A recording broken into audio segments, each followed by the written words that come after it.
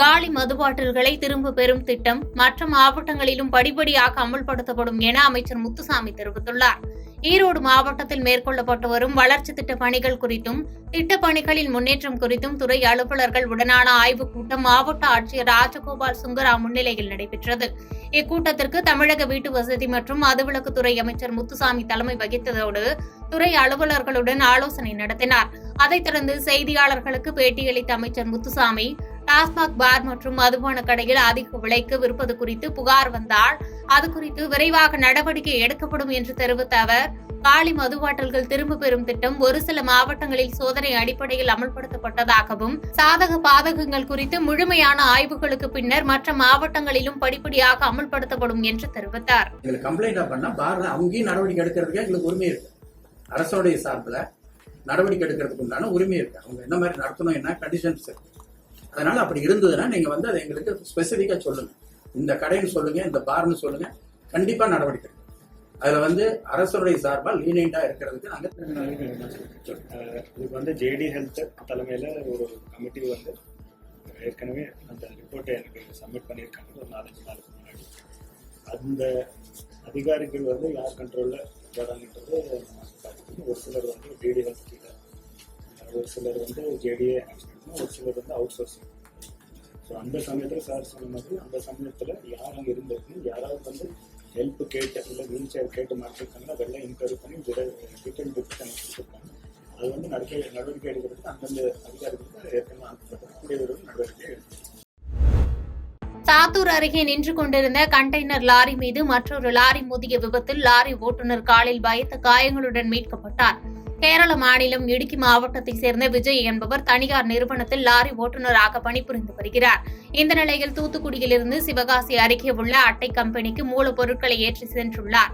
இந்த நிலையில் விஜய் ஓட்டி வந்த லாரி விருதுநகர் மாவட்டம் சாத்தூர் அருகே உள்ள சிவகாசி சந்திப்பில் நின்று கொண்டிருந்த கண்டெய்னர் லாரியின் பின்புறம் எதிர்பாராத விதமாக மோதி விபத்து ஏற்பட்டது. இந்நிலையில் ஓட்டுநர் விஜய் ஓட்டி வந்த லாரியின் முன்புறம் அதிக அளவு சேதம் ஏற்பட்டதால் ஓட்டுநர் விஜயின் கால் லாரியின் உள்ளே சிக்கியதை அடுத்து அருகில் இருந்தவர்கள் சாத்தூர் தீயணைப்பு நிலையம் மற்றும் காவல்துறையினருக்கு தகவல் கொடுத்தனர். அதைத் தொடர்ந்து சம்பவ இடத்திற்கு விரைந்து வந்த சாத்தூர் தீயணைப்பு துறையினர் மற்றும் காவல்துறையினர் லாரியினுள் சிக்கியிருந்த ஓட்டுநரை நீண்ட போராட்டத்திற்கு பின்னர் மீட்டு சாத்தூர் அரசு மருத்துவமனைக்கு சிகிச்சைக்காக அனுப்பி வைத்தனர். மேலும் இந்த விபத்து குறித்து காவல்துறையினர் விசாரணை மேற்கொண்டு வருகின்றனர்.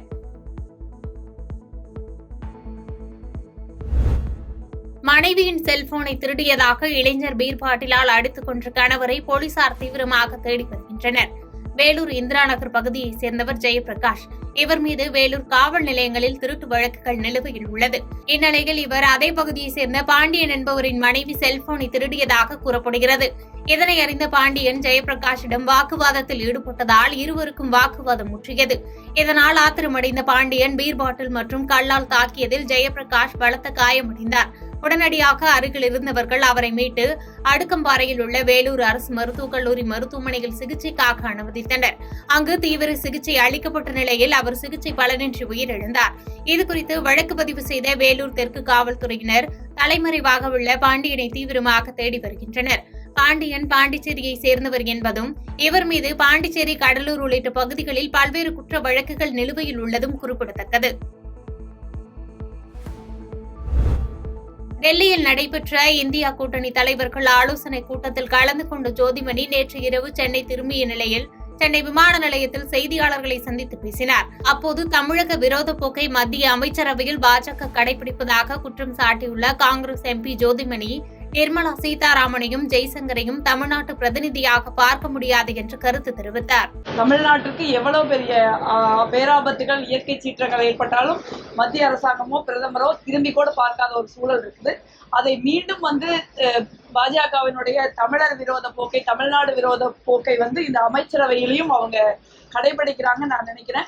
நீங்க நிர்மலா சீதாராமன் அவர்களையும் ஃபாரின் மினிஸ்டர் ஜெய்சங்கர் அவர்களையும் ஒரு தமிழ்நாட்டின் பிரதிநிதியா நம்ம பார்க்க முடியாது. அவங்களுக்கு தமிழ்நாட்டுக்கு எந்த சம்மந்தம் கிடையாது. எப்பவாவது நான் வெங்காயம் சாப்பிட்றது இல்லைன்னு தமிழ் மக்களை இழிவுபடுத்திட்டு போறதை தவிர நிர்மலா சீதாராமன் அவர்கள் தமிழ்நாட்டுக்கு எதுவுமே செஞ்சது கிடையாது. திரு அண்ணன் முருகன் அவர்கள் மட்டும்தான் ஒரு இணையமைச்சராக அமைச்சரவையில சேர்க்கப்பட்டிருக்கிறாரு. இது ஒரு தமிழ்நாட்டிற்கு ஒரு எதிரான போக்கு. இதற்கான கண்டனங்களை நாங்கள் பதிவு செய்ய விரும்புகிறோம். புதுச்சேரி ரெட்டியார்பாளையம் புதுநகர் பகுதியில் உள்ள ஒரு வீட்டில் கழிவறைக்கு சென்ற மூதாட்டி, சிறுமி உட்பட 3 பெண்கள் விஷவாயு தாக்கி உயிரிழந்த சம்பவம் பெரும் அதிர்ச்சியை ஏற்படுத்தியுள்ளது. இதேபோன்று 2 பெண்கள் அரசு மருத்துவமனையில் அனுமதிக்கப்பட்டுள்ள நிலையில் அவர்களுக்கு தீவிர சிகிச்சை அளிக்கப்பட்டு வருகிறது.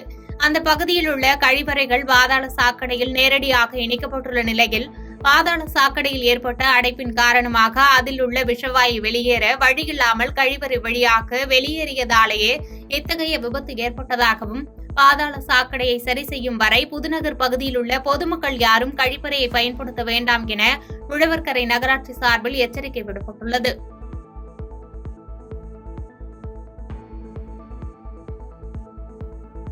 பாதகம் செய்பவரை கண்டால் நாம் பயங்கொள்ளலாகாது பாப்பா, மோதி மிதித்து விடு பாப்பா, அவர் முகத்தில் உமிழ்ந்து விடு பாப்பா.